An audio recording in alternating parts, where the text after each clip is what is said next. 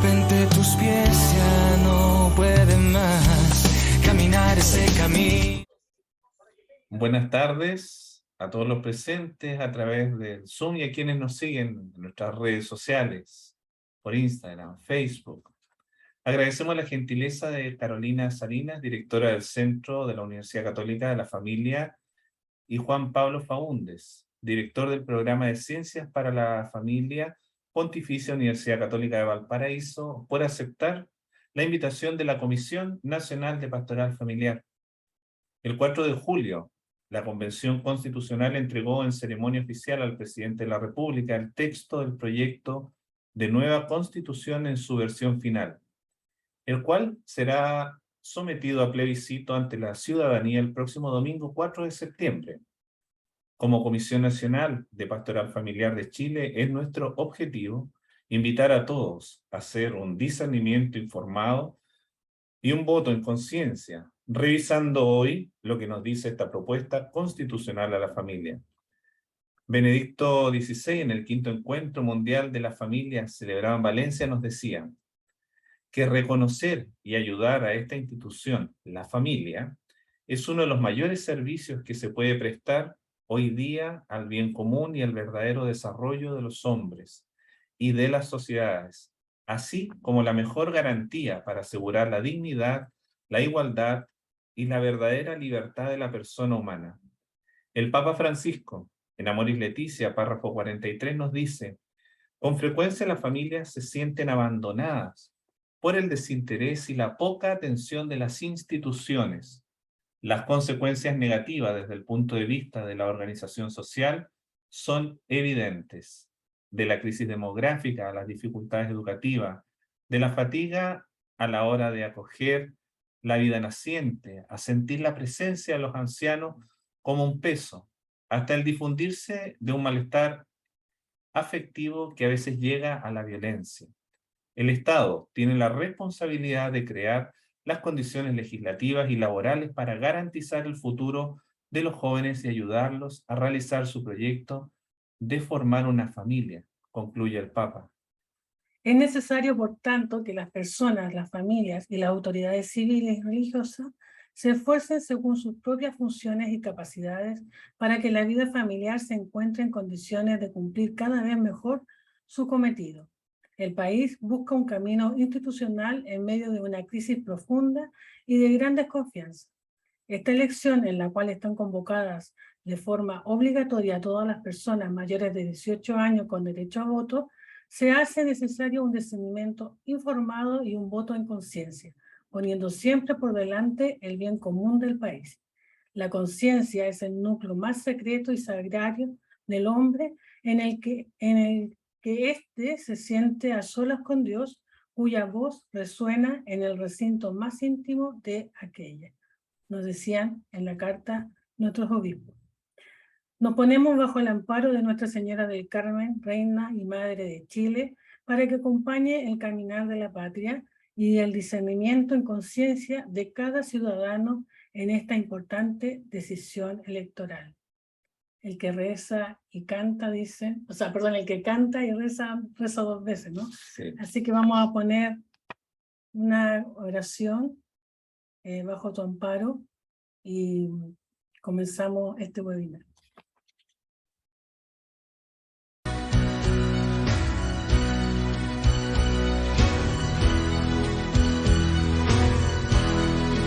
Bajo tu amparo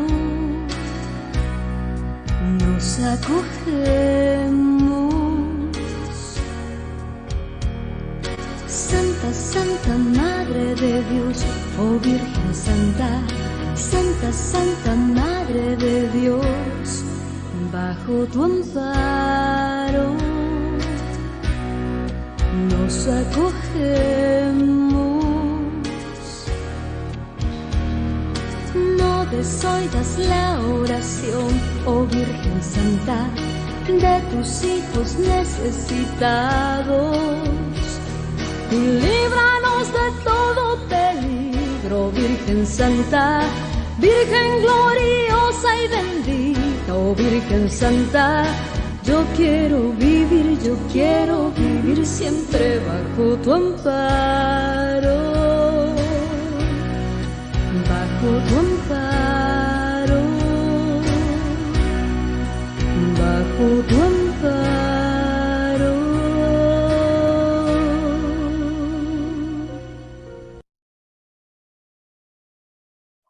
Muy bien, le damos el pase entonces a nuestro querido Mauricio. Por favor, Mauricio, adelante. Muy bien, muchas gracias Martín y Blanca, directores de nuestra Comisión Nacional de Pastoral Familiar.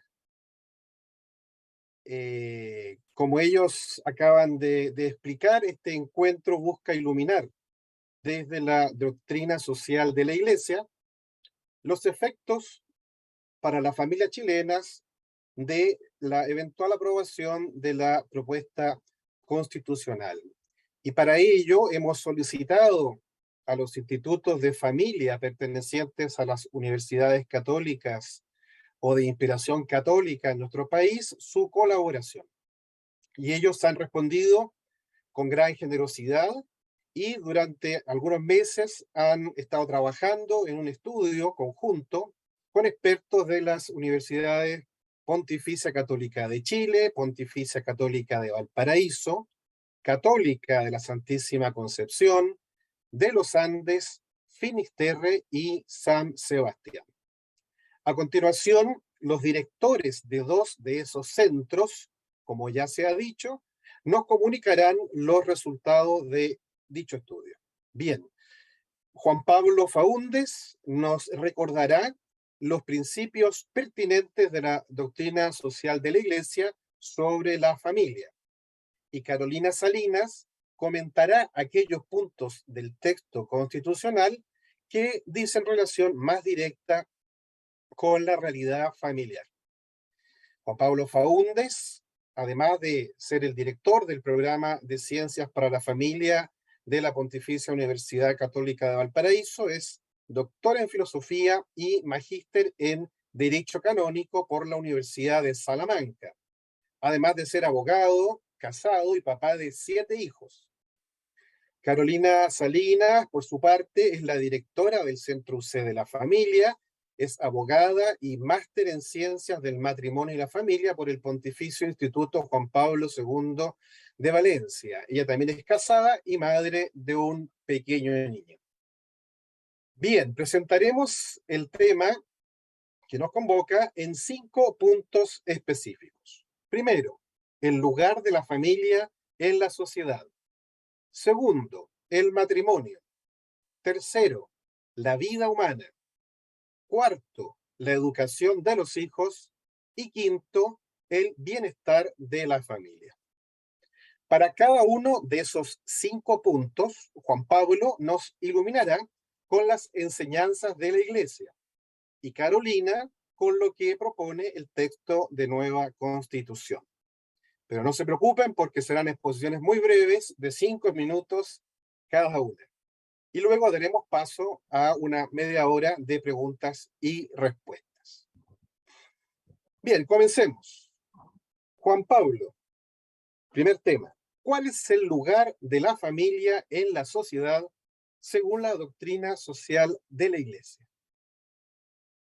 Bueno, Mauricio, muchas gracias por la invitación, la convocatoria, por la concurrencia de la Comisión Nacional de Pastoral Familiar.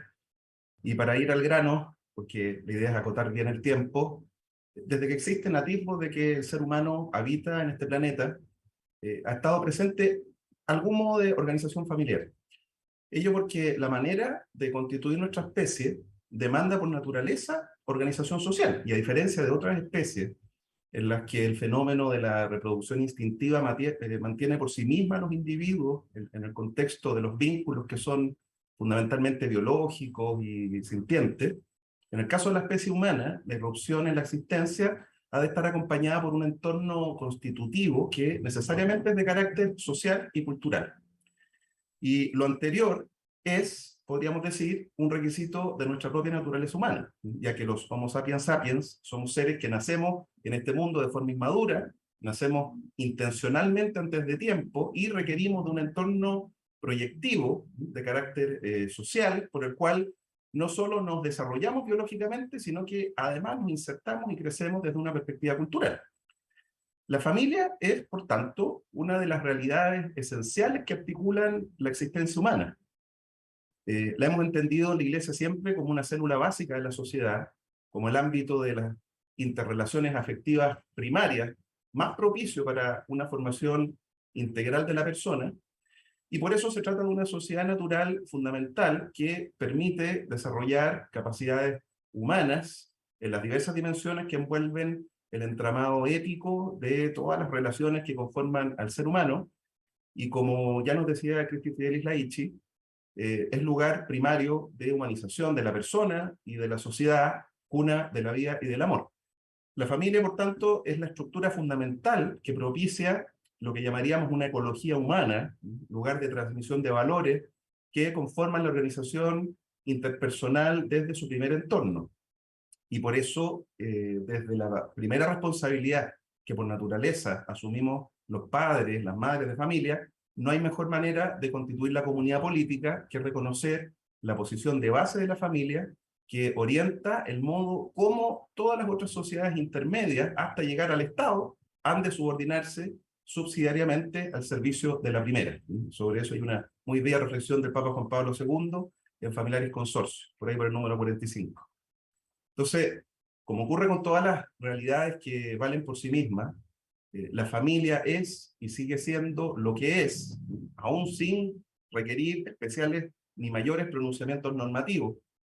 Pero, lo dicho, en todo caso no justifica un desmantelamiento o una precarización normativa de la institución familiar.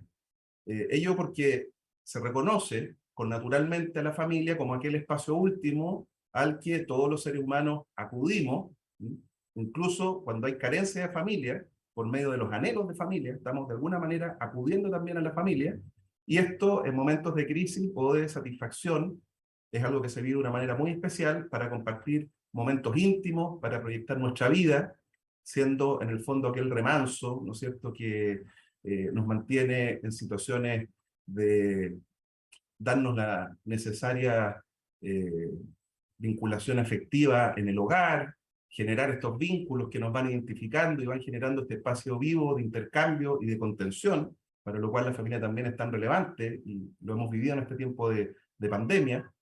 Entonces la familia, en su nicho cultural primario, podríamos decir, que es el hogar, actúa como esta primera academia de vida y escuela del más rico humanismo, ¿sí?, como lo decía Gaudium et Spes dentro de esos 4 textos fundamentales del Concilio Vaticano II.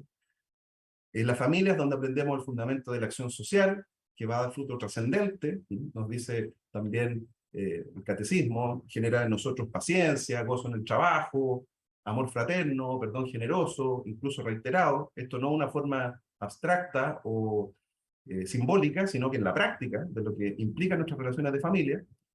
Y es así como en este tiempo complejo que hemos vivido de pandemia, ¿sí?, en el que en el requerimiento pragmático, donde ha habido distintas instituciones, ¿no es cierto?, que de alguna manera se han ido replegando, ¿sí?, laborales, educativas, financieras o estatales.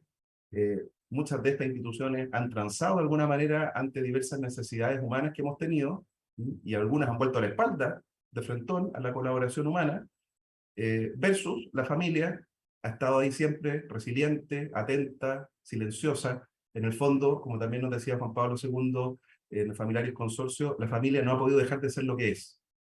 Y por ello, no hay lugar más idóneo que la familia para ser ella la primera responsable de dar subsistencia y respaldo a los procesos educativos, a los procesos de formación de los hijos, haciéndose cargo de incorporar distintas dimensiones en esta formación, biológica, afectiva, psicológica, cultural, jurídica, religiosa, en los procesos de formación.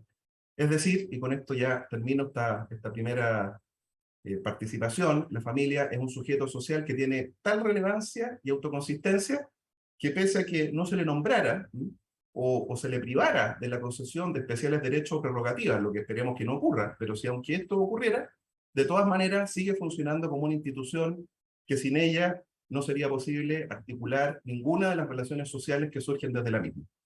Así que eso es lo que podría decir en este primer momento para dar cuenta de este marco, ¿no es cierto?, que nos ayuda a posicionar el lugar de la familia en nuestra sociedad. Muchas gracias Juan Pablo.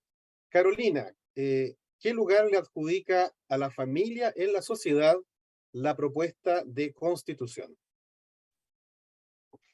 Muchas gracias por la pregunta, Mauricio, y muchas gracias por la invitación a los organizadores. Celebro esta instancia en que tantos y tantas nos podamos encontrar para reflexionar sobre algo que cruza nuestra vida, ¿no? Aquello que se diga o se deje de decir respecto de la familia va a tener sin duda muchas consecuencias, no solamente para nosotros, para nuestra generación, sino que también para la generación de nuestros hijos, de nuestros nietos, de nuestros bisnietos y más, ¿no? Entonces creo que estamos en un momento muy relevante y me siento honrada también de esta invitación. Rápidamente, y para ir al grano, ¿no? Solo comenzar por recordar que la Constitución es una norma fundamental, y como tal contiene las bases de organización del Estado y los derechos, por lo tanto, del ciudadano frente al Estado. En este marco, entonces, podemos decir que en una Constitución lo esperable habría sido que hubiera otorgado no solamente un reconocimiento a la familia, lo hace. Hay un artículo de la propuesta constitucional que señala, ¿no?, que el Estado reconoce y protege a las familias en sus diversas formas. Sin duda, estamos ante un reconocimiento que era necesario, era justo. La familia es una realidad prejurídica, es una realidad natural, como decía Juan Pablo, aunque no hubiéramos dicho nada, aunque no hubiera normas respecto del Estado, respecto a la familia está, ¿no? Es una realidad anterior al Estado, y por lo tanto lo deseable hubiese sido que no solamente el texto constitucional hubiese reconocido la existencia, algo que era ineludible, ¿no?, sino que situara a esta realidad prejurídica, a esta realidad natural con la importancia y en el primer lugar o dentro de los primeros lugares de reconocimiento en el texto constitucional, ¿no?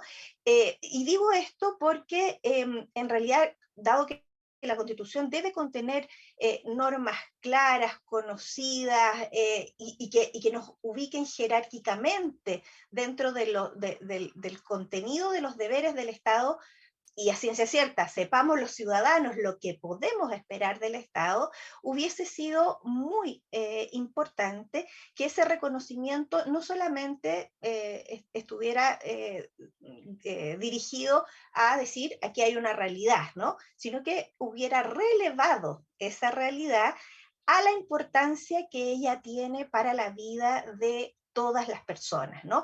Es en la familia donde experimentamos lo humano, experimentamos esa realidad a la cual se nos invita desde que somos concebidos, ¿no? Experimentar esa comunión personal con otros.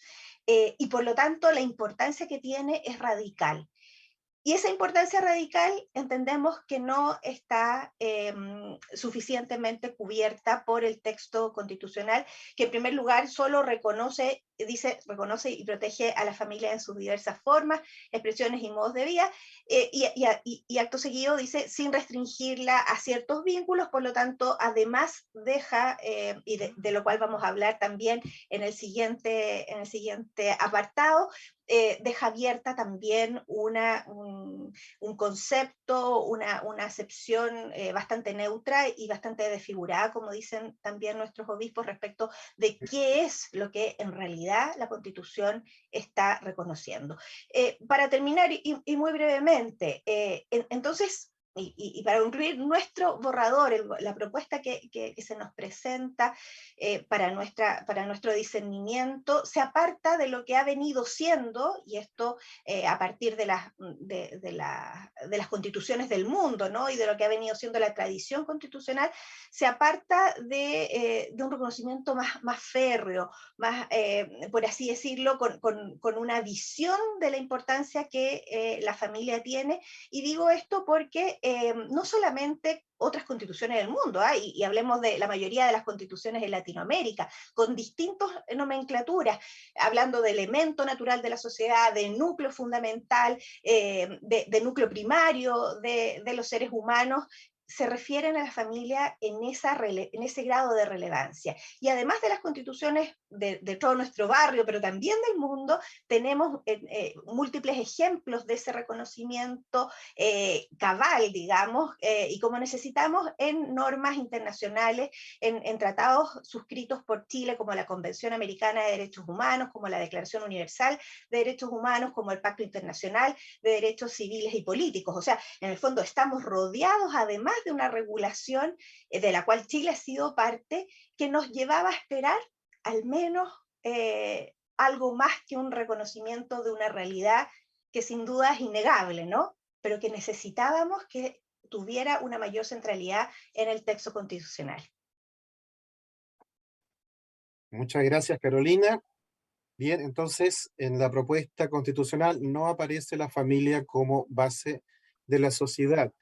Vamos ahora al segundo tema. Juan Pablo, ¿qué nos enseña la Iglesia sobre el matrimonio y la relación del matrimonio con la familia y con la sociedad?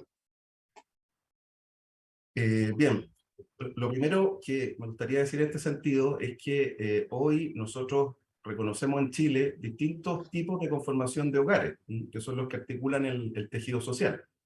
Distintas investigaciones y documentos oficiales hablan de que habría unas 12 categorías para describir los hogares, para describir en el fondo diversas situaciones que constituyen familia, desde el hogar nuclear monoparental hasta el hogar extenso, y por lo tanto es necesario que demos algunas razones que evidencian por qué el modo de organización familiar, que se articula desde el matrimonio entre un hombre y una mujer, que se abren a la vida, es el que permite generar las mejores condiciones de estabilidad y seguridad psicoafectiva y proyección para el desarrollo integral de la persona. Eso en primer lugar. Como aquí nos interesa una perspectiva que vaya girando en torno a valores y principios de la doctrina social, aunque más adelante vamos a abordar esto de manera un poco más detenida, me quiero tomar de un principio fundamental de la doctrina, que es el bien común.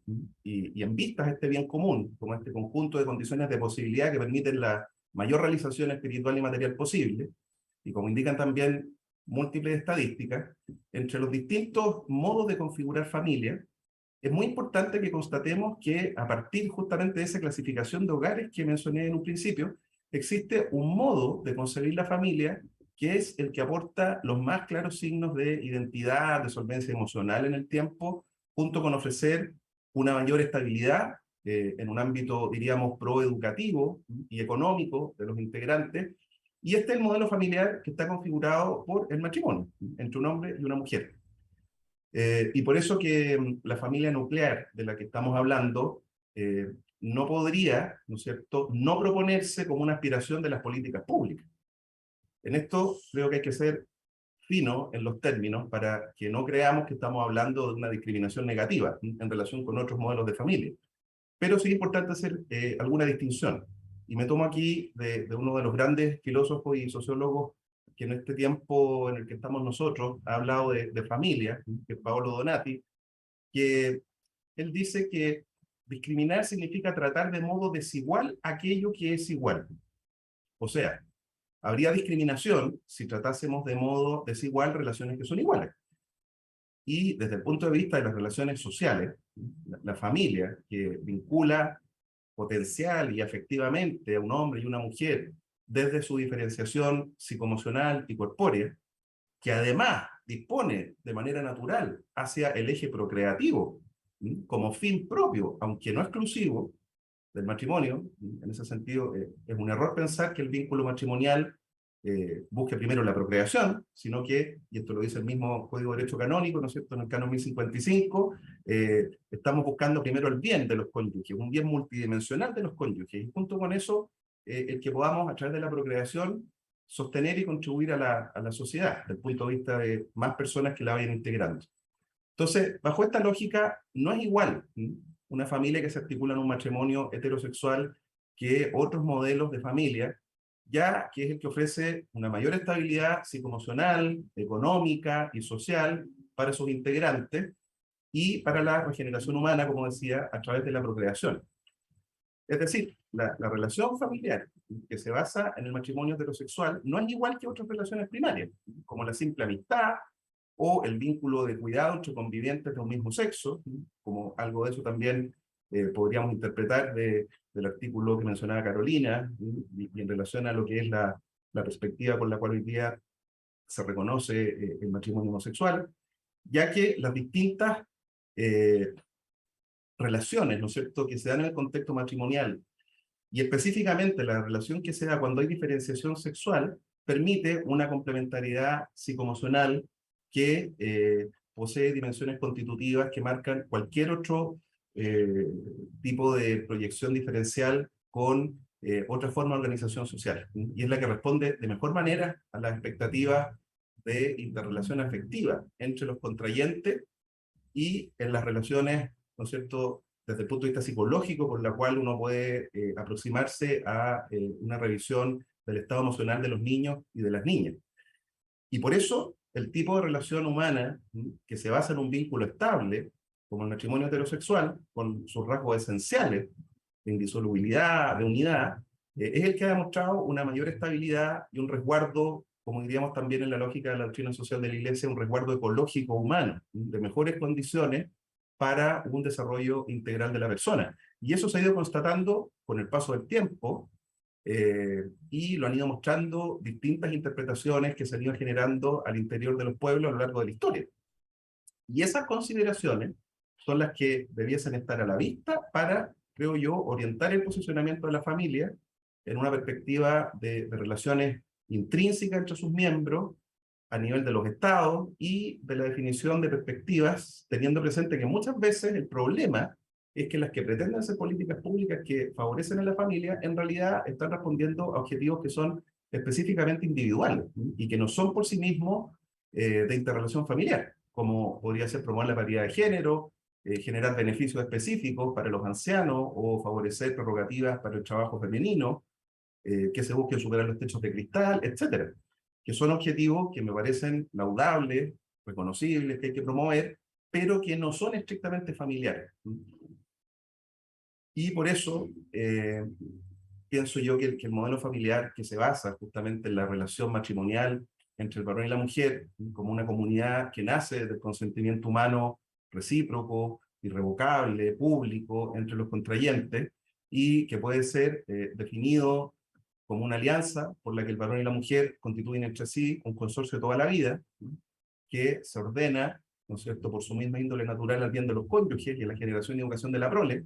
Dije casi textual la definición del Código de Derecho Canónico en el Canon 1055, es una realidad humana que posee propiedades esenciales que fortalecen, ¿no es cierto?, al matrimonio y a la familia, como ninguna otra institución, por lo que debiese promoverse de forma más explícita en cuanto contribuye a la manera de obtener el bien común. Por eso destaco, y con esto termino, ciertos rasgos que están presentes en esta forma de articular el matrimonio. Primero, la unidad, ¿no es cierto?, que se refiere a que hay una integridad del vínculo entre uno y una, la indisolubilidad, lo que denota una permanencia de la donación de los contrayentes a lo largo del tiempo. Fidelidad, que consiste en esa plena y exclusiva entrega corpóreo-espiritual de los cónyuges. Y la fecundidad, ¿no es cierto?, que en virtud de la unidad que se entregan, ¿no es cierto?, los contrayentes y quienes conformamos como padres y madres, esposos, la familia, esta entrega, ¿no es cierto?, que tiene como elemento este amor intrínseco, difusivo, tiene tal nivel de potencia que además es procreativo, que es una cuestión que a veces lo miramos como una cosa natural, espontánea, pero fijémonos en la potencia que tiene, esa capacidad procreativa. No quiero decir con esto que otras formas de organización familiar no sean posibles, de hecho lo son, pero me parece que sí es necesario explicitar con la honestidad que implica en esta sociedad del siglo XXI, que me parece que es madura en relación a estas reflexiones, precisar estos temas, ¿no es cierto?, que son criterios que no solo son interpretables desde un magisterio familiar católico, que reflexiona desde la doctrina social de la Iglesia, sino también desde la propia psicología y la sociología de la familia.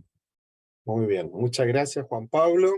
Mientras tanto, les recuerdo a todos los interesados que pueden ir ya escribiendo, incluso enviando sus preguntas por el chat para el final de esta primera ronda. Bien, Juan Pablo nos ha recordado el valor social del matrimonio. Carolina, ¿qué dice el texto constitucional al respecto sobre el matrimonio? No dice nada, no dice nada respecto del matrimonio, no lo menciona el texto constitucional, sabemos que tiene más de 400 artículos, pero no menciona al matrimonio y por lo tanto no hace ninguna diferencia ni a favor ni en contra en relación con el matrimonio.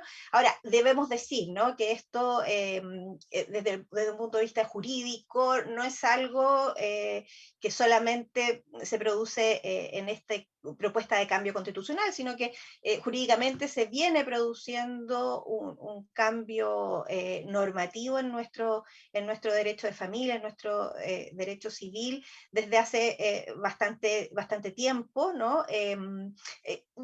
Esto tiene que ver un poco con, como decía Juan Pablo, no estar ciegos respecto de otras realidades, pero sin duda eso ha llevado a abandonar el modelo antropológico del cual se hablaba recién, ¿no? De este modelo antropológico que es una propuesta, y es una propuesta en beneficio, ¿no?, de los proyectos de vida de las nuevas generaciones. Cuando hablamos con los jóvenes, con los chiquillos, vemos que en ellos hay anhelos, ¿no? Y esos anhelos van en construir bases estables para esos proyectos de vida. Pero bueno, nuestra propuesta constitucional no dice nada sobre el matrimonio y por lo tanto hay en ese texto una falta de vinculación quizás con aquel elemento más estable que nos propicia la formación de una familia, que es este matrimonio que hasta el año pasado, ¿no?, lo teníamos además en nuestra legislación civil consagrado como una unión y un contrato entre un hombre y una mujer, ¿no? Esto ya había cambiado también en la legislación civil. Y por lo tanto, cuando decimos, constatamos una falta de, no solamente de reconocimiento al matrimonio, por lo tanto, es esperable, ¿no?, que no encontremos tampoco un deber estatal en orden a apoyar, en orden a fortalecer, en orden incluso, ¿no?, a ser sensato y decir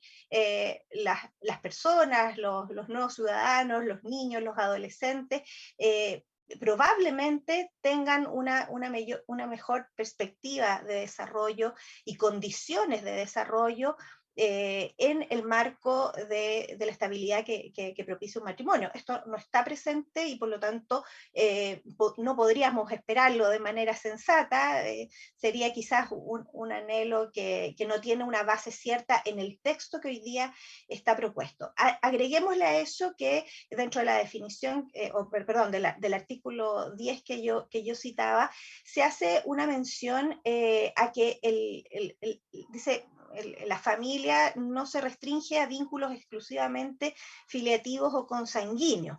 Y por lo tanto, deja abierta el reconocimiento de formas familiares a cuestiones que de momento ni siquiera nos podríamos imaginar, ¿eh? Y esto no es hacer ficción, es simplemente reconocer que no va a haber un marco jurídico respecto de lo que vamos a reconocer como una realidad familiar. Por lo tanto, no solamente podrán ser vínculos jurídicos, como hoy día sí lo teníamos claro, ¿no? El matrimonio es la base principal de la familia, lo dice la ley de matrimonio civil.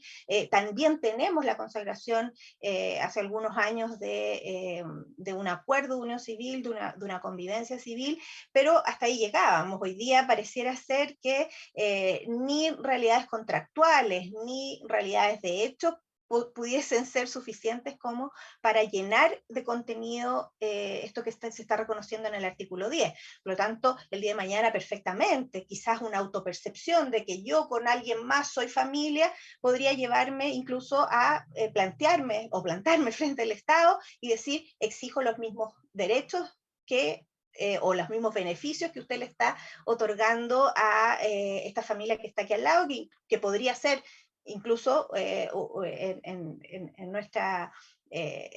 nuestro modelo, ¿no? Un padre, una madre con varios hijos casados y que sin duda podrían tener las mismas necesidades, pero que no podríamos entonces hacer ese discernimiento o esa discriminación que aludía hace un ratito Juan Pablo. Por lo tanto, ahora, y termino con esto, ¿no?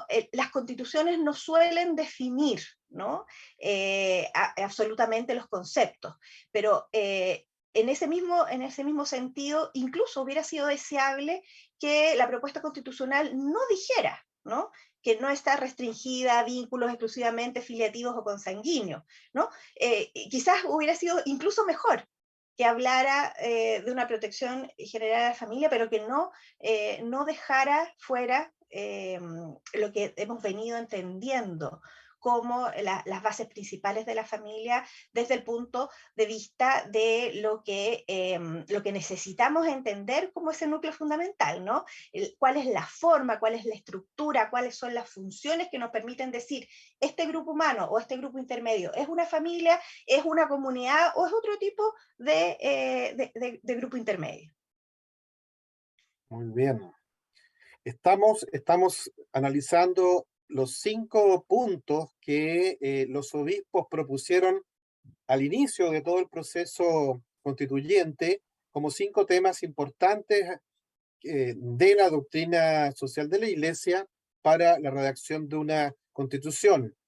El lugar de la familia en la sociedad, el lugar del matrimonio en la sociedad, pero vamos a entrar ahora a 3 temas, los 3 finales, que también han sido retomados por los mismos obispos en su reciente documento, en el que hacen un balance del texto ya definido. Comencemos por el tema de la vida humana. Juan Pablo, ¿qué visión sobre la vida humana ofrece la visión cristiana? ¿Por qué para los obispos es tan importante este tema? Bien, quería hacer una pequeñísima reflexión antes de entrar a lo más estrictamente vinculado con la doctrina social, dado que además la doctrina social toca aspectos que van justamente desde el inicio de la vida humana, pasando por el trabajo, la organización social, hasta llegar al cuidado por la paz y el medio ambiente, etc. Se mete en muchas áreas. Entonces, no solamente para hablar de doctrina social hay que ir a los documentos duros, ¿no es cierto?, de esta doctrina, de uno hacia adelante, sino que también hacer de repente algunos giros o tomar algunos elementos de la reflexión social o científica para que reafirmemos los argumentos que después nos da la misma doctrina. Y en ese sentido, hoy hay una evidencia científica muy vasta, desde la genética, la embriología, que muestra que desde el momento del encuentro de los 2 pronúcleos, estoy hablando del ámbito del inicio de la vida, para hablar del resguardo de esa etapa, ¿no es cierto?, del encuentro de los 2 pronúcleos de las células germinales, masculina y femenina, se clausura un código genético que es totalmente distinto al materno y al paterno, y eso da origen a un nuevo ser humano con un metabolismo propio. Se valore eso o no, eso es lo que muestra la evidencia científica, especialmente desde una serie de resultados investigativos que han sido obtenidos del año 2001 en adelante por el embriólogo Richard Gardner y por otros que han sacado una serie de investigaciones que van mostrando con muchas más detalle, ¿no es cierto?, dada la tecnología hoy día, eso que hoy día podemos saber y que antes no podíamos saber. Hoy día sabemos que se sigue un proceso de actualización de etapas que es continuo, es gradual, es ordenado, y ojo, la tuición de este proceso depende del propio embrión. Hemos hablado en algunos textos para referirnos a ello de un diálogo hormonal materno-filial, ya que desde la etapa embrional, porque la información epigenética y operativa que vincula a ese ser que se desarrolla en el útero con la madre es controlada hormonalmente por el propio embrión, de manera autónoma y entregando y recibiendo contenidos hormonales que va suministrando la madre, mucho antes de que el sistema nervioso central del propio embrión se desarrolle, al concluir, como sabemos, la octava semana de gestación, ¿no es cierto?, y se pase con ello de la etapa embrional a la etapa fetal. Por eso el embrión tiene un grado importante de autonomía operativa ya en el nicho materno, mucho antes de ser autoconciencia, o de tener, perdón, autoconciencia. Por ello, la doctrina social de la Iglesia, tomando en consideración esta reflexión más científica que uno podría hacer del ser humano en la etapa inicial, ha considerado siempre al aborto, y ahora con cada vez más evidencia, como un abominable crimen de un ser indefenso. Hoy se le llama esto eufemísticamente, este proceder, interrupción voluntaria del embarazo, que es también suavizado con el lenguaje como uno de los derechos sexuales y reproductivos de la mujer, ambos términos contenidos en el proyecto de Constitución, pero yo creo que en esto hay que decir las cosas, aunque a veces duele escucharlas, pero con todas sus letras, que el aborto consiste en el acto de matar o de quitar la vida de manera violenta a un ser, porque es distinto ese embrión a la nada, que es además humano, porque pertenece a nuestra especie, y es uno que podría haber sido tú, Mauricio, podría haber sido yo, y porque eso se orienta a un embrión que en el fondo se desarrolla si es que no se cercena su etapa hasta llegar a ser una persona adulta que es capaz de desplegar todas sus potencialidades. Entonces, dada la gravedad de este acto, que consiste en un matar intencionalmente al ser más inocente e indefenso de la especie humana, que ha sido creado de imagen y semejanza de Dios, es que se considera que no es solo un pecado, sino también un delito, desde el punto de vista del derecho canónico, cuando efectivamente se concreta de modo intencional. Y por ello nuestros obispos han dicho, ¿no es cierto?, con toda claridad y verdad, que consagrar el aborto como derecho garantizado por la Constitución es la falta ética más grave de todo el texto. Esto lo han hecho explícito en el documento, lo que me ha parecido algo muy relevante.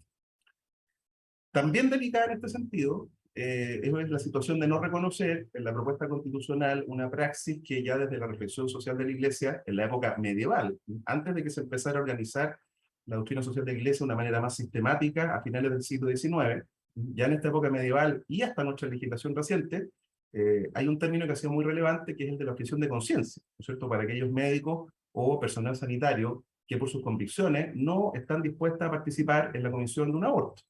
Como dice Papa Francisco, ¿no es cierto?, en Evangelii Gaudium, ir en contra de ello no podría ser identificado como progresismo, sino que como un acto que nos hace ir atrás fundamentalmente en la evolución y en la valoración de la vida humana, especialmente a la luz de todo lo que hemos dicho.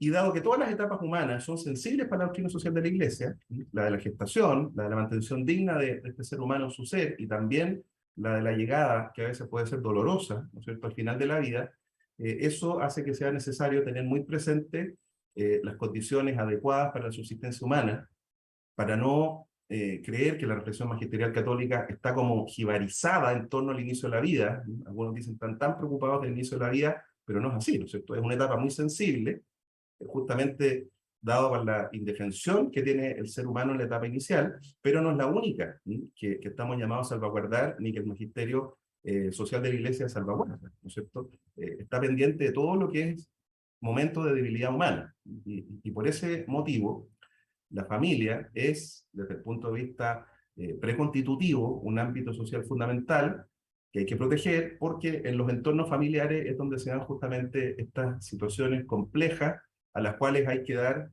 un contenido afectivo, cognitivo, interrelacional, que permita que asistamos de la manera más efectiva al ser humano en todas las etapas de su existencia. Todas ellas son las que nos llevan a justificar científica, filosófica, biológicamente, que el ser humano es desde la fase inicial, como decía, un ser que posee una especial dignidad intrínseca, que hace injustificable que podamos disponer del mismo, y lo mismo va a ocurrir al final de la vida, ¿no es cierto?, que es el otro momento crítico que requiere un especial cuidado en torno a la dignidad del ser humano. La crisis de sentido que estamos viviendo hoy día como sociedad contemporánea hace que parezca casi obvio admitir la eutanasia cuando las condiciones humanas sean de debilidad y sufrimiento. Y el proyecto, aunque no habla específicamente de eutanasia, sí que crea las condiciones de posibilidad para avanzar en una legislación de este tipo. Es decir, en la consagración de la acción o omisión que tiene como fin causar directamente la muerte y así eliminar el dolor. Y como han expresado nuestros obispos, ¿no es cierto?, en el documento que estamos comentando de Chile frente a la propuesta constitucional, que en algunos momentos hemos referido, es valorable que el texto constitucional garantice el acceso a los cuidados paliativos a enfermos graves y crónicos, porque es un camino indispensable para acompañar a los hermanos que están especialmente en situación de vulnerabilidad. Pero la muerte digna, como también eufemísticamente se tiende a llamar a la eutanasia, es otra cosa, y es un derecho ambiguo porque pretende solucionar un problema acabando deliberadamente con la vida humana. Entonces, efectivamente, podemos ver que desde el punto de vista de la doctrina social y en relación con lo que se está planteando, como profundizará seguramente Carolina, podemos ver que hay unos claros criterios orientativos respecto a la defensa de la vida humana en todas sus etapas. Bien, gracias Juan Pablo, ya nos ha adelantado bastante, pero Carolina, exactamente, ¿cuál es la visión de la vida humana que ofrece la propuesta constitucional? Gracias, Mauricio. Creo que por primera vez, ¿no?, un texto constitucional en la historia constitucional de nuestro país se aparta de lo que venía siendo una tradición normativa de consagrar el derecho a la vida, ¿no?, y a la vida en todas sus etapas. Y tenemos acuerdo, o por lo menos la mayoría está de acuerdo, que hay vida desde la concepción, ¿no? Discutiremos el concepto de personas, para algunos sí somos personas desde el momento de la concepción, para otros ahí hay una discusión que se basa en algunos artículos del Código Civil y que sostienen que se alcanza desde el momento de nacer, pero sin duda hay vida desde el momento en que se es concebido, y esa protección de la vida como garantía constitucional había sido una constante, ¿no?, en nuestra comprensión de las normas constitucionales en nuestro país. Por primera vez, entonces, lo que se hace es consagrar un derecho en contra de esa vida, ¿no?, que es el derecho, entonces, a los derechos, al concepto amplio de derechos sexuales y reproductivos, que involucraría entonces el derecho a abortar, que eufemísticamente, como decía Juan Pablo, se dice interrupción voluntaria del embarazo, pero que no es otra cosa que entonces quitar voluntariamente la vida de quien está en mi vientre, ¿no? Eso creo que hay que ser muy claro, no es compatible, ¿no?, el consagrar dentro de este paraguas de derechos sexuales y reproductivos, que hay que decirlo, no está consagrado como tal en ningún tratado internacional suscrito por Chile, ni tampoco lo encontramos en otros textos constitucionales. Esto es una innovación absoluta del constituyente chileno, ¿no? Es un concepto en construcción, se ha ido discutiendo en algunos foros internacionales a partir de algunas recomendaciones, a partir de algunos instrumentos internacionales, pero no es un derecho consagrado en instrumentos internacionales, ni tampoco en otras constituciones del mundo. Por lo tanto, esa innovación, que para algunos es muy progresista, es profundamente un retroceso en alcanzar estándares, diría yo, ¿no?, de protección de todos y de todas, ¿no?, de una protección que corresponde a toda vida, ¿no?, a toda vida desde la concepción. Creo que por lo tanto se equivoca el constituyente cuando cree que consagrando un aparente derecho de decidir sobre el propio cuerpo de las mujeres, de que el Estado debe garantizar ese acceso absoluto de todas las personas gestantes, ¿no?, porque esa es la nomenclatura que dice, está dando pasos en una dirección hacia la construcción de una sociedad más justa. Creo que es un germen de construcción de una sociedad profundamente injusta. Ahora, vinculo esto y hay que señalar que es necesario vincularlo con otra contradicción muy importante que opera en este marco de derechos para unos y para otros, ¿no? Se habla más adelante en el texto constitucional del interés superior del niño, de la protección de la infancia, de los niños, niñas y adolescentes, y recordemos que niño es toda persona menor de 18 años, ¿no? También debiera tener ese paraguas protector de la Constitución, pero bueno, estamos también, y es importante que lo advirtamos, ante una modificación normativa que también viene no solamente a partir de la Constitución, sino que viene de antes, que nos quiere llevar a entender que la maternidad, la paternidad son decisiones que tienen que ver con una voluntad procreacional que podría estar, que no podría estar, y que en definitiva las personas serían libres para optar por ejercer un derecho al hijo o simplemente renunciar a ese derecho al hijo, ¿no? Cosificando al hijo, dándole un carácter de objeto a ese hijo, que es abiertamente contradictorio con entender, con tener un buen concepto de lo que es el interés superior del hijo, y eso nos lleva entonces nuevamente a una perspectiva adultocéntrica, de la cual hemos hablado mucho, de que nuestra sociedad tiene que cambiar, tenemos que ponernos en el lugar del niño, en el lugar del hijo, pero aquí estamos entonces borrando en esa primera etapa ese derecho vital a vivir, ¿no? Entonces, la consagración de este derecho, la posibilidad de que estos derechos, supuestos derechos sexuales y reproductivos, primen por sobre el derecho a la vida, hace que en definitiva entendamos que lamentablemente, ¿no? Es una parte del texto constitucional que se aparta de toda comprensión de nuestra cultura occidental y judeocristiana respecto del derecho a vivir y a nacer, ¿no? Y solo para terminar, nomás, creo que dentro del contexto general de una constitución que incluso reconoce derechos a seres sintientes como serían los animales, que dice, los animales son sujetos de especial protección, ¿no? Incluso, ¿no? En ese contexto es triste pensar que ni siquiera eso es congruente con una protección de los seres humanos, de las personas, de los ciudadanos, desde el momento de su concepción. Muy bien, muchas gracias, Carolina. Sin duda, el otro tema sensible que también han destacado los obispos, para nosotros los cristianos, es el tema de la educación de los hijos. Juan Pablo, ¿cuál es la postura cristiana al respecto de la educación de los hijos?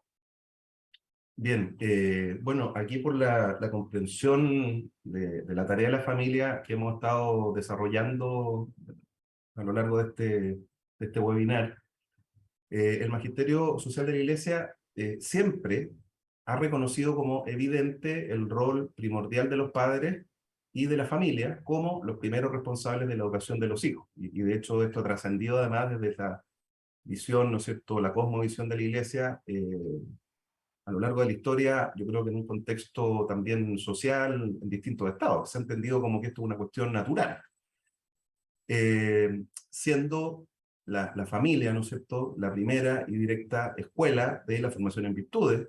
La familia enseña en la práctica de la vida los elementos para entender en qué consiste esa formación ética de la persona, y específicamente además, y decían antes que iba a hablar más avanzado, ¿no es cierto?, de estos criterios éticos de la Iglesia que están expresados en la doctrina social, que tiene 4 valores: verdad, libertad, justicia y caridad, que son justamente estos valores, ¿no es cierto?, que podemos ir formando en la familia con la especial responsabilidad que tenemos los padres de ellos, y estos principios de la misma doctrina social, que son 7 principios que no podemos obviamente detallar aquí ni desarrollar en todo su contenido, pero que están muy vinculados con la educación de los hijos, ¿no es cierto? La dignidad, el bien común, la subsidiariedad, y la destaco porque es uno de los principios que hoy día habremos escuchado, hasta más vilipendiado, ¿no es cierto?, de la doctrina social de la Iglesia, y tiene diversas aplicaciones. Y justamente una de las aplicaciones de la subsidiariedad es que somos los padres los primeros responsables de la educación de nuestros hijos, y no el Estado. Y por ello, entre otras cosas, se ataca la subsidiariedad, no solo por defender un Estado social de derecho, el que de suyo no debiera ser contradictorio con la subsidiariedad, sino porque yo pienso que se pretende restar fuerza a la participación pública de las familias. Entonces, eso es importante tenerlo presente en relación con la subsidiariedad. Y siguen otros principios, ¿no es cierto? La solidaridad, la participación, destino universal de los bienes, opción preferencial por los pobres, que son justamente principios que también dentro de lo que es esta educación preferencial que tenemos los padres en relación con los hijos, tratamos, creo yo, en distintas dimensiones de entregar estos elementos. Ahora, esta función es original, ¿cierto? Es una función original, es además insustituible y es indelegable. No se la podemos delegar a otro, ni siquiera, atención, a un colegio católico, para que actúe por sí solo. El colegio católico sí nos podrá ayudar subsidiariamente a los padres en este cometido de la formación de los hijos, pero nunca nos podrá reemplazar.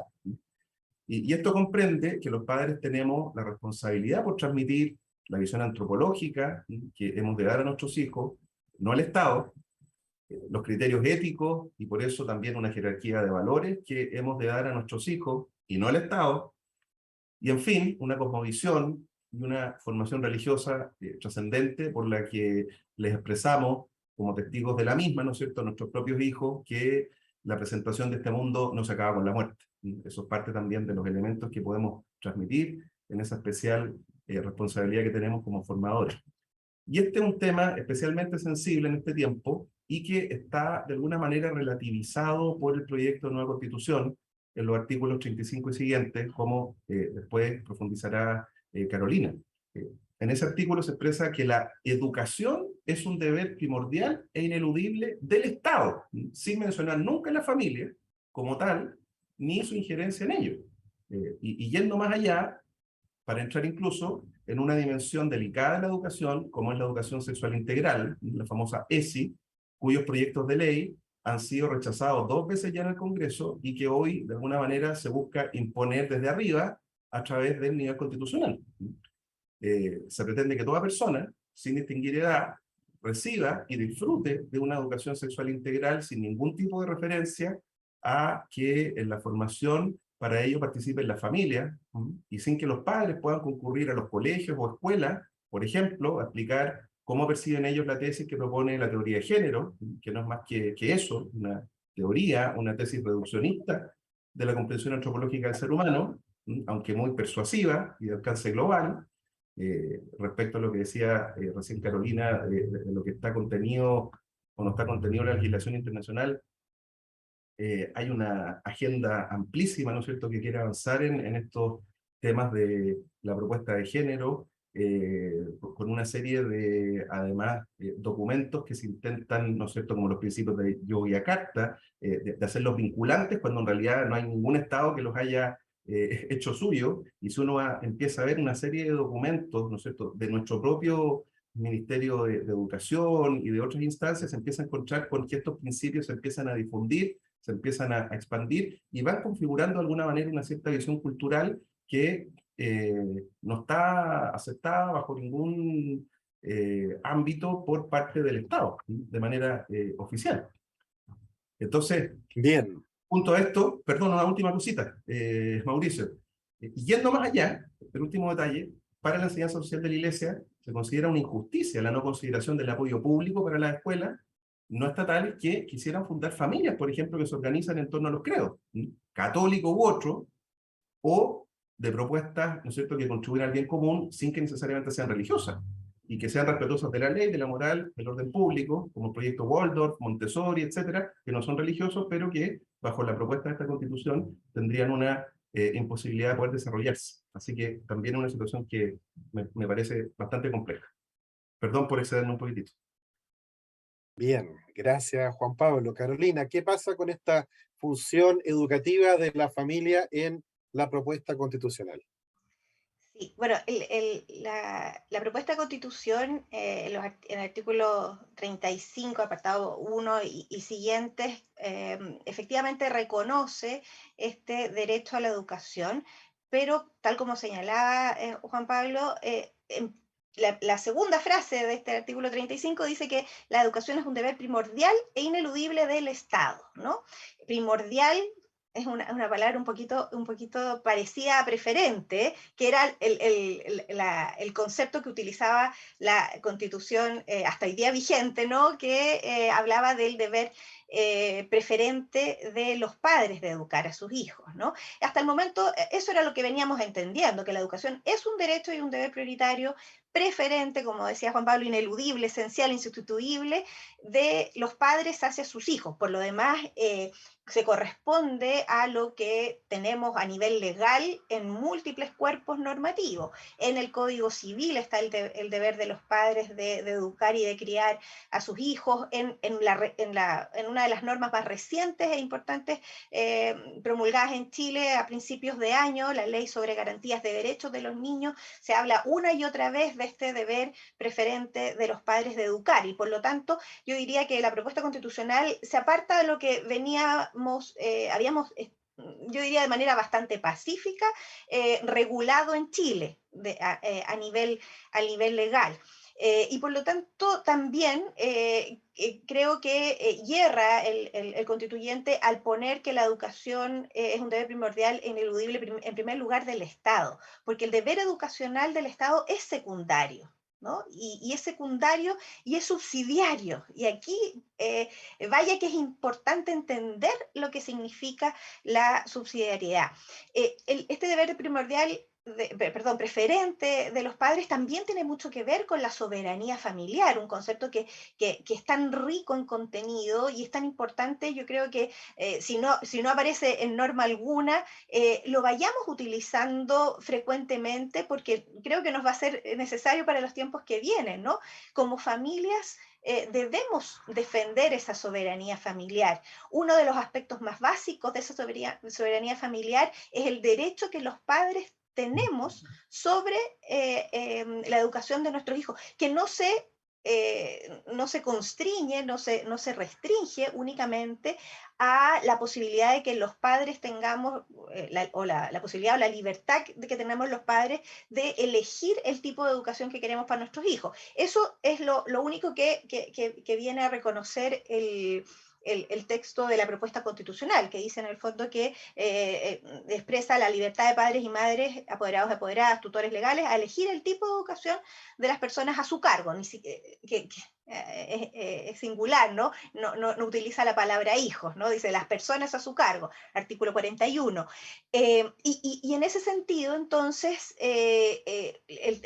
a partir de este texto del artículo 35, todo el enfoque que se da a esta educación como un bien gracioso que el Estado entrega a los ciudadanos, se viene a entender o a comprender como que es algo que puede decidir el Estado respecto de sus ciudadanos, y puede también decidir, por cierto, entonces, la manera de normar los contenidos educativos que van a recibir los niños y toda persona que se está formando, ¿no?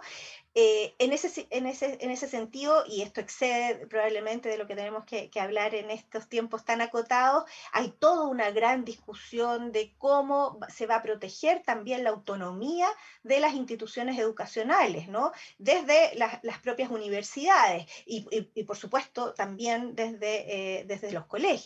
Es el financiamiento de la educación con la libertad que hasta hoy día conocemos. ¿Va a ser posible seguir esperándola del Estado o seguir exigiéndola del Estado? En fin, el artículo 35, artículo 36, artículo 41, los invito a leer, nos viene a mostrar entonces una propuesta un tanto peligrosa para esa soberanía familiar de la cual veníamos hablando. Tenemos dudas, ¿no? Si, por ejemplo, esa libertad de los padres de elegir la educación de sus hijos permitiría, por ejemplo, optar por una educación en casa, ¿no? Podríamos entender que la propuesta constitucional lo contempla, hay dudas, ¿no? ¿Podrían los padres desarrollar sus propios establecimientos educacionales en conjunto con otros padres, con otras redes de familia, con asociaciones de familia?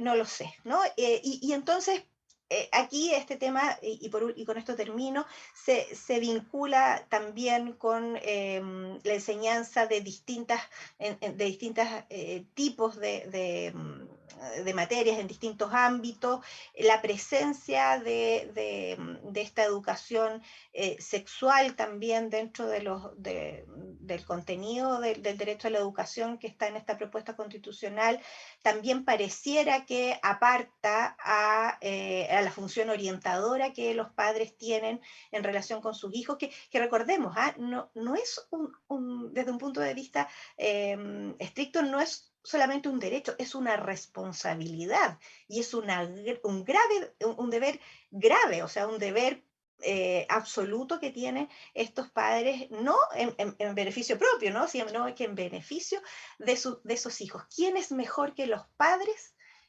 Podríamos estimar qué es lo mejor para nuestros hijos. Aquí pareciera ser que en la propuesta constitucional el Estado sí va a saber mejor lo que a nuestros hijos conviene. Y eso creo yo que desde un punto de vista de cómo veníamos entendiendo este deber ineludible de los padres, este derecho-deber preferente, como está en la Constitución vigente, sería un retroceso.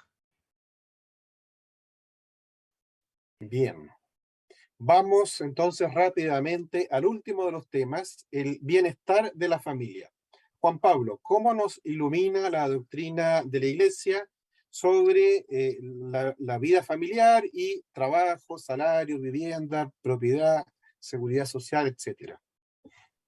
Bueno, aquí lo primero que yo pienso que hay que distinguir es el bienestar social al que contribuye la familia, y otra cosa es el modo de entender la contribución al bienestar de la familia, que son cosas distintas.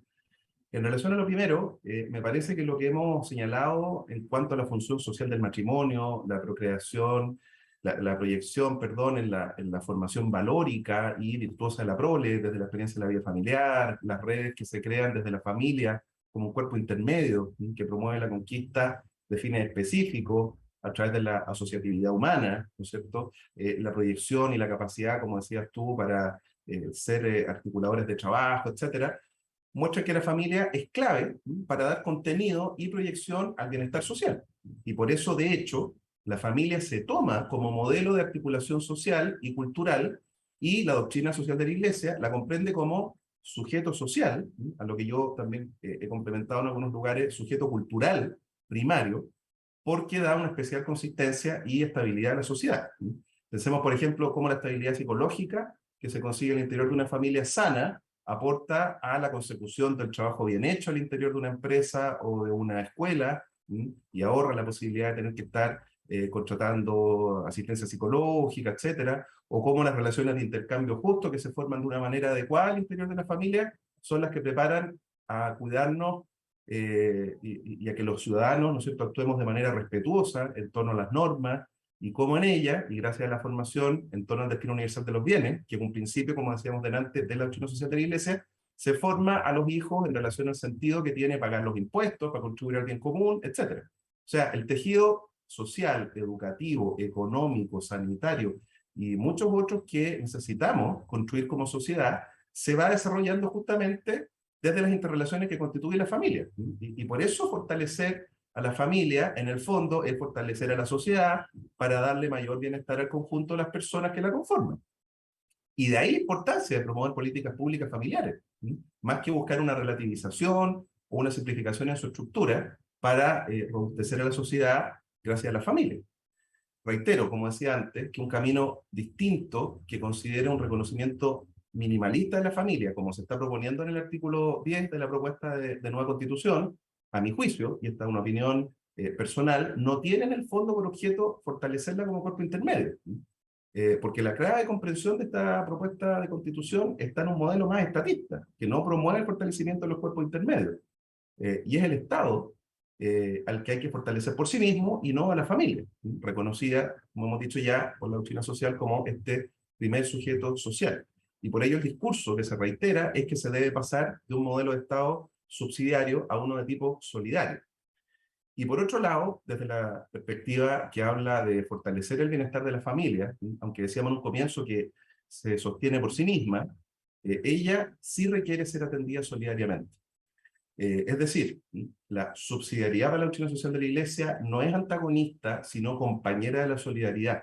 Y por ello, ambos principios son principios constitutivos de la doctrina social. Y es lo que han señalado nuestros obispos en el número 17 del documento sobre los elementos para el discernimiento, donde nos invitan a hacer dialogar al Estado social de derechos con elementos del principio de subsidiariedad, que es mucho más amplio, nos dicen que los derechos a la libertad económica, porque el Estado debe tener un papel activo en vista a conseguir el bien común, en la protección de los más débiles, como Estado social, pero al mismo tiempo ha de integrar, respetar, ayudar a sostener la acción colaborativa de distintas iniciativas privadas que tienen objetivos sociales en muy diversos campos.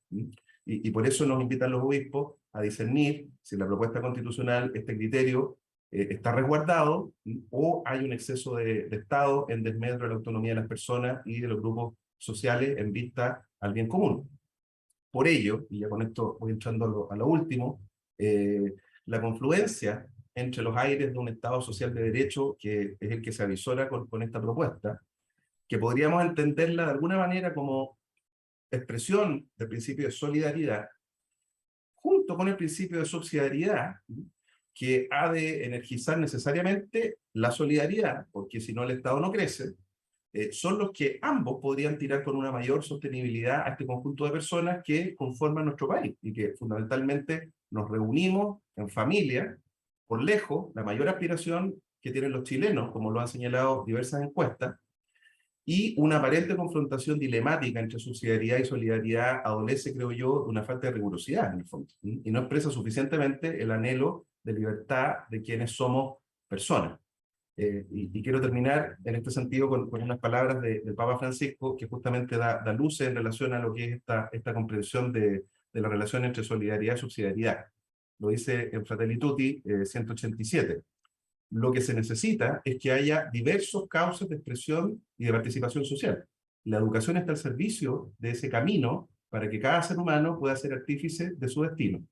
Aquí muestra su valor el principio de subsidiariedad, inseparable del principio de solidaridad. Por lo tanto, para la doctrina social de la Iglesia son dos principios intrínsecamente complementarios. No se entiende el uno sin el otro, y eso yo también creo que hay que tenerlo presente, porque una de las simuladas, ¿no es cierto?, dicotomías que se han tratado de expresar es que tenemos que pasar de una visión del Estado subsidiario a una visión del Estado solidario. No son entre sí antagónicas, y por eso que es importante también tener presente esa determinación. Bueno, y muchas gracias por la escucha, y después quedamos disponibles para las preguntas. Muchas gracias Juan Pablo. Por último, entonces, Carolina, ¿cómo aborda estos temas la propuesta constitucional? ¿Cómo los aborda Carolina? Gracias, Mauricio. Bueno, la propuesta constitucional efectivamente, y tal como lo dicen nuestros obispos, avanza probablemente en lo que, en diseñar, ¿no?, una serie de derechos que en general las personas habían expresado, ¿no?, en todos estos movimientos y claudicaciones, ¿no? No, perdón, la palabra claudicación está mal utilizada, en todas las aspiraciones sociales que se habían ido manifestando. Avanza en señalar lo importante que es, ¿no?, para las personas el que se tenga derecho a ciertas al acceso a ciertos bienes, ¿no? Como vivienda digna, como una remuneración justa, equitativa. Eso lo valoran nuestros obispos, y creo que en esa clave uno podría decir a primera vista, esto es lo que necesitábamos, ¿no? Era lo que queríamos. Pero no podemos perder de vista, y esto no es por querer destruir, ¿no? lo que aparentemente es bueno, sino que es reconocer que en realidad este catálogo de derechos sociales está diseñado en esta propuesta constitucional en una clave bastante individualista, ¿no? Desde un punto de vista del individuo autónomo, de un individuo desligado quizás de esas redes familiares o esas redes comunitarias, y creo que desde ese punto de vista me pliego a lo que decía Juan Pablo. La solidaridad no la podemos entender como un antagonista a la subsidiariedad, ¿no? Entender, comprender, relevar y también valorar el aporte que no solamente el Estado, sino que un sinnúmero de organizaciones y de instituciones intermedias, entre ellas la familia, hacen y promueven como aportes y como valores a las personas y a la sociedad, es un desde, ¿no? Y en ese punto de vista, que el Estado se erija como el único que podría otorgar una salud digna, el único que podría otorgar una educación digna, el único que a usted le va a garantizar que va a ganar lo justo, o que le va a dar acceso a una vivienda digna, es desconocer lo que ha sido, y yo diría desde la segunda mitad del siglo XX, el gran aporte de las instituciones intermedias en Chile, del esfuerzo de las familias, de las empresas familiares, y también del resto de las sociedades, ¿no? de las sociedades intermedias, de una economía que justamente se ha desarrollado en base al empeño de varios que se juntan, o de uno que promueve un mayor bienestar para otros, ¿no? Creo que desde ese punto de vista, los derechos sociales que garantiza el Estado promueven esa visión de que el individuo frente al Estado solo a él podría acceder, solo a él podría pedir, y solo de él podría conseguir, ¿no?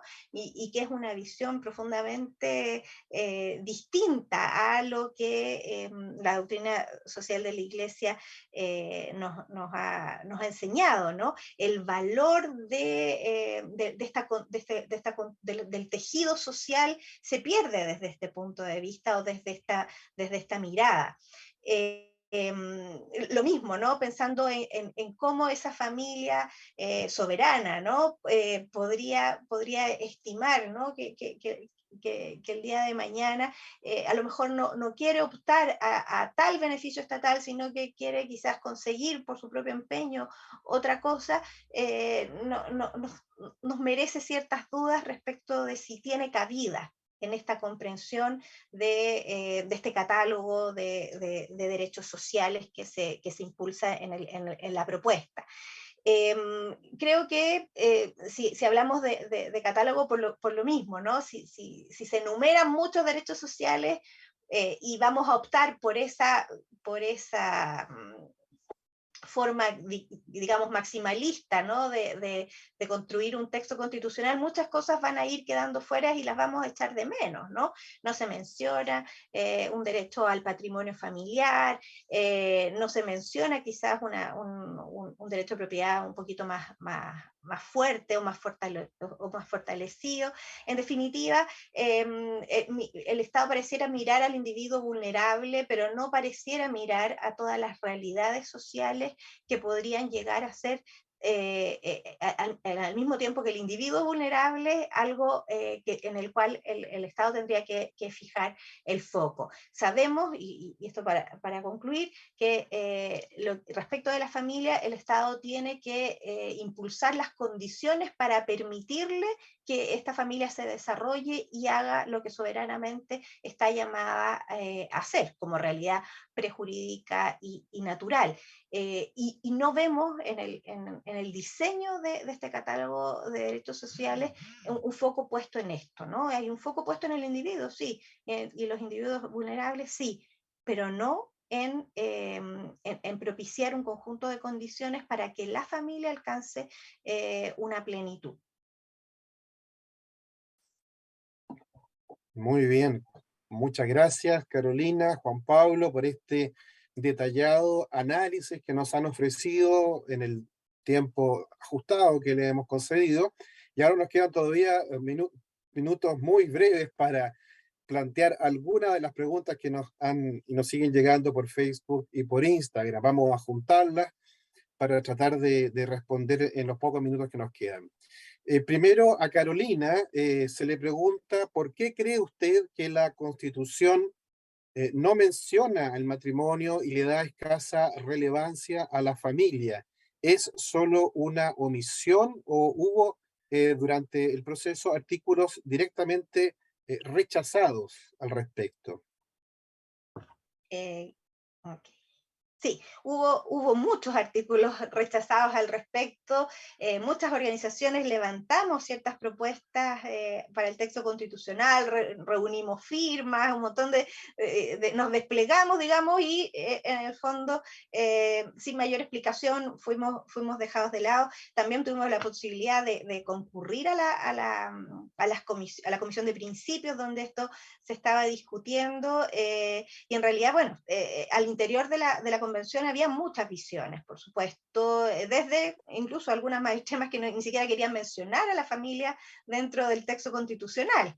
Y por cierto, entonces, desde ese punto de vista, que la familia se haya mencionado, creo que era algo que habría sido bastante impresentable, ¿no? Que no se hiciera por, como les digo, la cantidad de propuestas que se levantaron al efecto y de voces que pedíamos ese reconocimiento. Ahora, ¿por qué el matrimonio no se nombra? En realidad el texto constitucional, yo creo que lo dije hace un ratito, no es el llamado a definir, ¿no?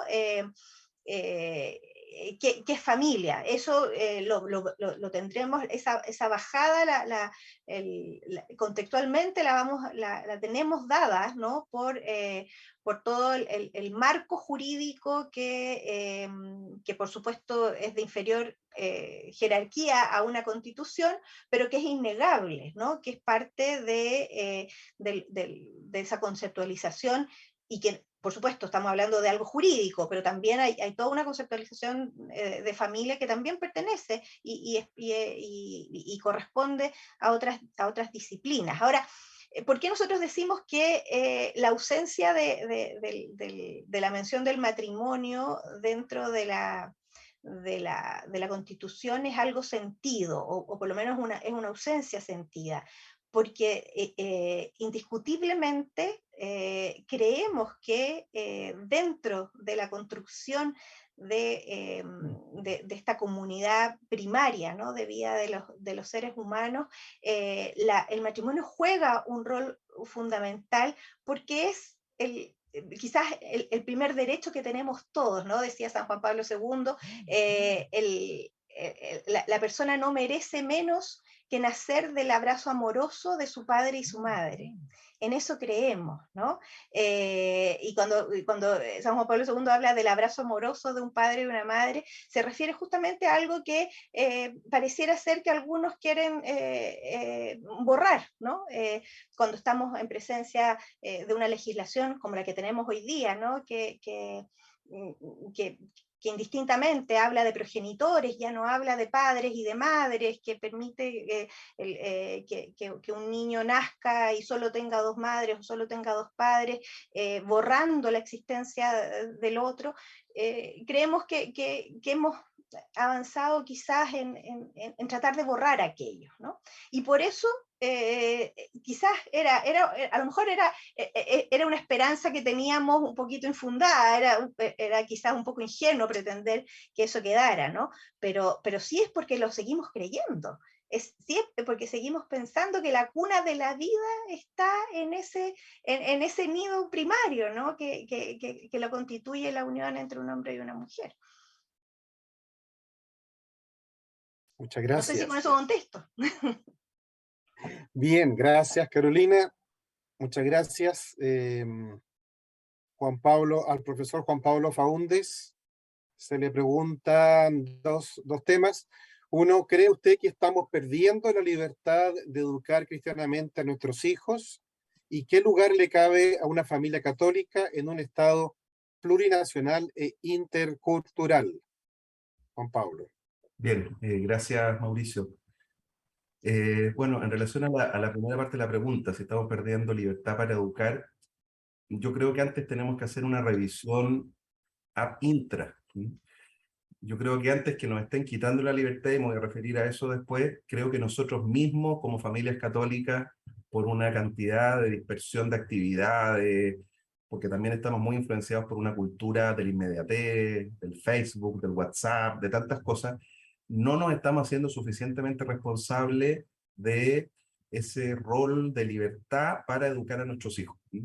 Y entonces nuestros hijos, ya sin tener esta situación de la organización social más externa, de repente no están viendo en sus padres aquellos formadores directos y están pidiendo esa formación en otras instancias, ¿no es cierto? En instancias que son los compañeros, los amigos, las redes sociales, otras fuentes de información. Entonces, primero planteo esta autocrítica. Y después, desde el punto de vista de lo que es el modelo organizacional que también propone nuestra propuesta constitucional, yo creo que sí, bajo la lógica de lo que estaba explicitando delante, y lo decía también Carolina, estamos ante un modelo que lo que está buscando es minimizar el rol y la fortaleza de los cuerpos intermedios en la sociedad, o sea, un individuo ante el Estado. ¿Sí?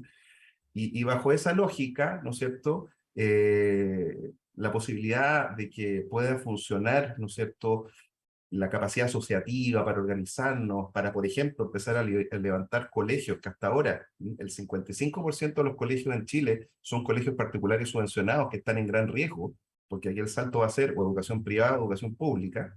Entonces, pensemos lo que eso va a significar para tantas familias que no van a tener esta capacidad, porque quizás no tienen la posibilidad de autogestionar económicamente la educación de sus hijos, de tener que decidir por un colegio del Estado, que si prosperara esta propuesta, ya sabemos lo que va a recibir los niños desde el punto de vista de la ley de educación sexual integral, etc. Entonces, eso me parece complejo. En la práctica estamos perdiendo la libertad por culpa de nosotros y también porque se nos quiere imponer un modelo que de alguna manera minimiza estas libertades. Y en cuanto a lo segundo, bueno, esta propuesta es para muy largo de comentar, pero tenemos que acotar, ¿no es cierto?, esta propuesta plurinacional, intercultural, lo que de alguna manera muestra es un juego de modelos, ¿no es cierto? Y dentro de este juego de modelos, la familia y la propuesta católica va a ser uno más entre muchos modelos. Y si ya estamos viviendo una situación crítica, como decía, por lo primero, obviamente que desde el punto de vista del lugar que tendría que ocupar esta familia católica en un contexto pluralista e intercultural va a ser complejo. ¿Sí? Porque vámonos a la experiencia de la iglesia primitiva. Quisiera hacer como un símil de lo que es experiencia multicultural e incluso adversa. Mírenlos cómo se aman, le decían los cristianos de la iglesia primitiva. Había un signo muy explícito del amor y la unidad y del signo, ¿no es cierto?, que manifestaba una familia, una congregación cristiana. No sé hasta qué punto esos signos hoy día lo estamos mostrando. Entonces, en un contexto en el cual se da un ámbito plurinacional o se aspire a la plurinacionalidad o a la interculturalidad, es muy fácil que se diluya un modelo familiar que además no está suficientemente bien arraigado por nuestra propia dejación. Entonces, yo creo que esto nos debería llevar también a una autocrítica del punto de vista de cómo estamos viviendo nuestras propias comunidades familiares y también educativas y cuerpos intermedios católicos.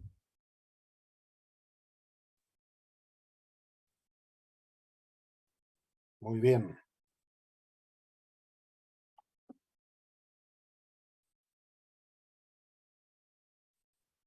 No sé si Mauricio está ahí, pero me mandó por chat otra pregunta. La contesto porque parece que se nos desconectó nuestro conductor. La interrupción, dice la pregunta, la interrupción del embarazo en la propuesta no tiene límites. Esto implica que el niño podría ser abortado durante todo el periodo de gestación. ¿Qué va a pasar con los niños que sean extraídos desde el vientre materno y sobrevivan pese a haber intentado abortarlos? ¿Qué pasa con la objeción de conciencia en esta nueva constitución? Agradezco la pregunta, porque cuando me tocaron los 5 minutos de eso, me entusiasmé en otro punto y no toqué esto. Bueno, efectivamente la norma consagra el derecho, ¿no? Entre otras cosas, a interrumpir el embarazo, y por lo tanto la consagración de ese derecho, que si bien después dice la ley regulará en el fondo el ejercicio de este derecho, o de estos derechos, habla en general, en rigor la propuesta constitucional no conlleva en sí misma un límite, ¿no? Eso es importante decirlo. Aparece el derecho conceptualizado sin una definición que contenga en el fondo, que el mismo derecho contenga. Por lo tanto, no es un consuelo, ni tampoco es una garantía el que la propuesta constitucional diga el legislador lo va a regular. ¿Por qué no es ninguna garantía ni ningún consuelo? Porque vamos a depender en el fondo de lo que el legislador de turno entonces considere que es la manera de regular un derecho constitucionalmente ya garantizado, ¿no? Y aquí hay que ver que dentro de la pirámide normativa, dentro de un ordenamiento jurídico, lo que prima siempre va a ser la Constitución, ¿no? Entonces vamos a tener, y esto no hay que ser adivino para mirarlo en una proyección, vamos a tener legisladores que van a, ante una propuesta de regulación, van a decir, no, yo estoy en contra de regular plazos porque me parece que el derecho constitucionalmente está consagrado de manera absoluta. Otros a lo mejor van a decir, no, sí, pero si bien es cierto, no es menos cierto, pongamos un límite de semanas, pero va a seguir siendo un derecho absoluto, en una clave absolutamente distinta de la que hoy día tenemos. Hoy día lo que tenemos es una prohibición y seguimos teniendo una penalización del aborto. Es un delito, es un delito grave, ¿no? Pero en ciertas causales no se penaliza, ¿no? En ciertas causales, así se nos dijo, ¿no? Que no eran más que despenalizar. En realidad, el Estado garantiza el acceso al aborto en ciertas causales. Pero aquí estamos dando vuelta el razonamiento. Aquí estamos diciendo, es un derecho, y a lo mejor yo abro la puerta a ciertas restricciones, o a lo mejor en ciertas causales no te voy a dejar abortar. Se fija que la lógica es absolutamente distinta, ¿no? Es lo contrario a lo que hoy día tenemos, ya siendo malo lo que tenemos, ¿no? Pero esta lógica es completamente distinta. Dice, a ver, la pregunta además dice, ¿qué va a pasar con los niños que sean extraídos desde el vientre materno y sobrevivan pese a haber intentado abortarlo? A ver, en estricto rigor, si sobreviven, ¿no? al aborto y llegan a nacer, por supuesto que tendrán el reconocimiento de acuerdo con el principio de existencia del Código Civil, me imagino yo que desde el minuto que nazcan merecerán todo la protección jurídica de la vida, ahí sí, ¿no? Ahora, ¿quién se hace cargo de quizás todo el perjuicio sufrido por ese niño? Si nació mutilado, si nació con alguna grave afección por el procedimiento abortivo, que vaya que sería importante que fuéramos mirando los videos de cómo se aborta, ¿no? Para que nos demos cuenta de la profunda inhumanidad, no sé si se dice, deshumanización que hay detrás del procedimiento de aborto, ¿no? Es un crimen deleznable. Bueno, si un niño llega a nacer pese a todo ello, ¿no? Vamos a ver a quién puede demandar, ¿no? ¿Demandará al Estado? Yo creo que sí. Aparte de demandar al médico, demandar a la mujer que no le digo madre, ¿no? A la mujer que quiso abortarlo, creo que sí, que podría demandar ¿no? En esa sobrevivencia. ¿Y qué pasa con la objeción de conciencia en esta nueva Constitución? Al parecer no habría una objeción de conciencia que pudiese ser válida frente a la garantía de este derecho. Y lo digo así de tajantemente, han elevado voces, se han elevado varias voces en torno a esto, porque no me acuerdo el específico, creo que es el artículo 61, dice que se garantiza, respecto a la interrupción voluntaria del embarazo, se garantiza su ejercicio libre de violencias y de interferencias por parte de terceros, ya sean individuos o instituciones, ¿no?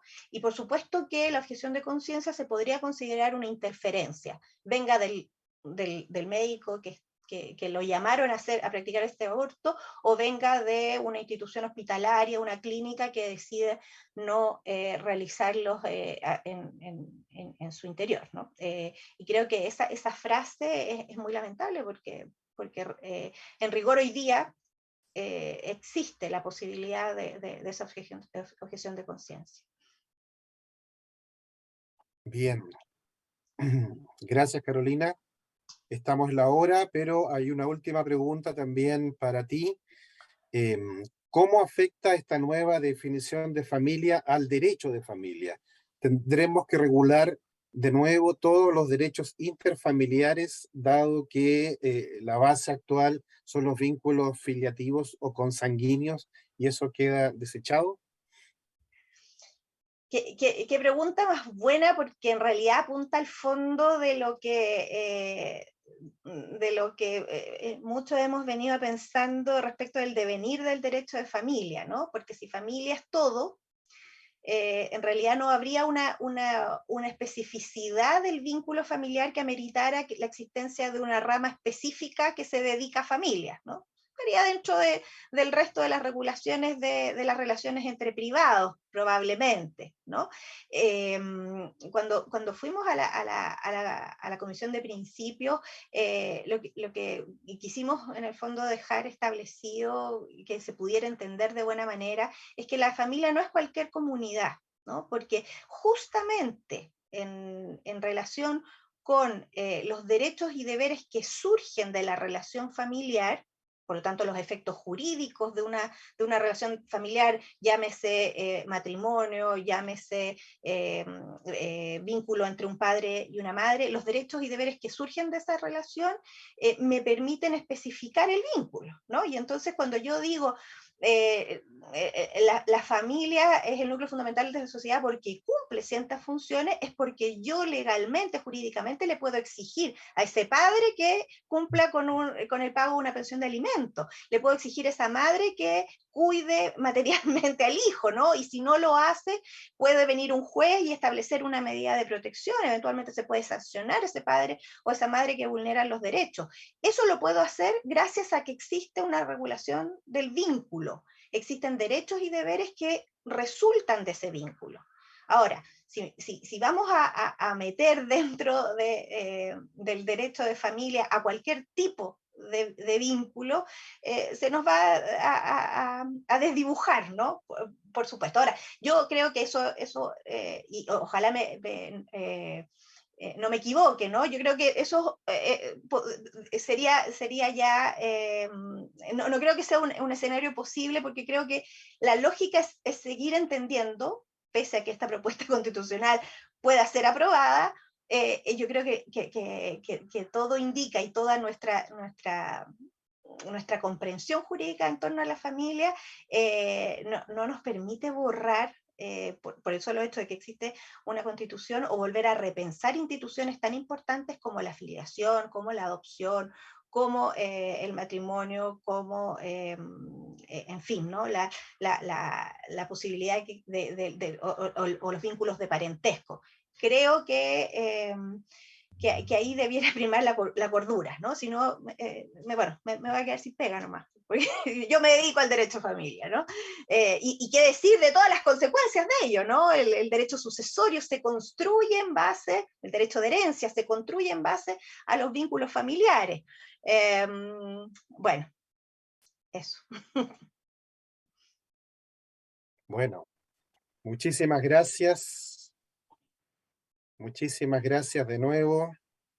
a los dos notables expositores y a quienes han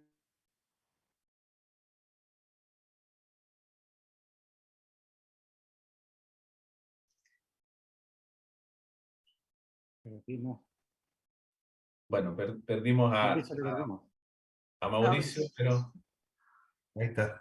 ahí está Mauricio. Muy bien. Con esto damos por terminado esta primera parte y dejamos ya entonces la palabra a Martín y Blanca para concluir el encuentro. Muy bien. Bien, muchas gracias Carolina, muchas gracias Juan Pablo. También a todos los que han expresado sus preguntas a través del chat. Y queremos invitar también a Alejandro y Miriam, que vamos a finalizar, ¿cierto?, este webinar con la oración Una oración final. final. Reitero el agradecimiento nuevamente de parte de nuestra comisión. Tocar temas importantes estamos a punto de decidir por nuestro país, por nuestro futuro, y esto de cierta manera nos va iluminando. Muchas gracias y les cedo la palabra a Alejandro y Miriam. Parece que todavía no están. Ahí está, sí. ¿Están? Sí, ya, muy bien. Queríamos agradecer a Juan Pablo, que somos coterráneos, hace muchos años que no nos veíamos. Sí. Y también agradecer a Carolina. Le damos las gracias por ayudarnos a refregarnos los ojos para tener una mirada más aguda. También para sensibilizar nuestro oído y iluminar nuestro discernimiento frente a lo que viene. Hay tantos magos, ¿no es cierto?, que nos ofrecen el paraíso. Pero sabemos que hay un solo camino para subir el monte Nebo y divisar la tierra prometida. Así que le damos las gracias a todos los participantes por estar unidos espiritualmente a través de este sistema digital. Vamos a terminar con una oración de despedida. En este momento en que todos nosotros tendremos la responsabilidad de decidir lo que queremos para el futuro de nuestro país y también para el futuro de todas las familias que lo componen, los queremos invitar a unirnos en oración. En el nombre del Padre, del Hijo, del Espíritu Santo. Amén. Y elegimos para esto una oración del Padre Larrañaga que se llama Oración para la Acción. Señor, danos la sabiduría que juzga desde arriba y que ve a lo lejos. Danos el espíritu que omite lo insignificante en favor de lo esencial. Enséñanos a serenarnos frente a la lucha y a los obstáculos y a proseguir en la fe, sin agitación, el camino trazado por ti. Danos una actividad serena que abarque con una visión unitaria la totalidad. Ayúdanos a aceptar la crítica y la contradicción. Haz que sepamos evitar el desorden y la dispersión. Que amemos todas las cosas juntamente contigo. Oh Dios, fuente de ser, únenos a ti y a todo lo que converge hacia la alegría y la eternidad. Amén. Amén. En nombre del Padre, del Hijo, del Espíritu Santo. Amén.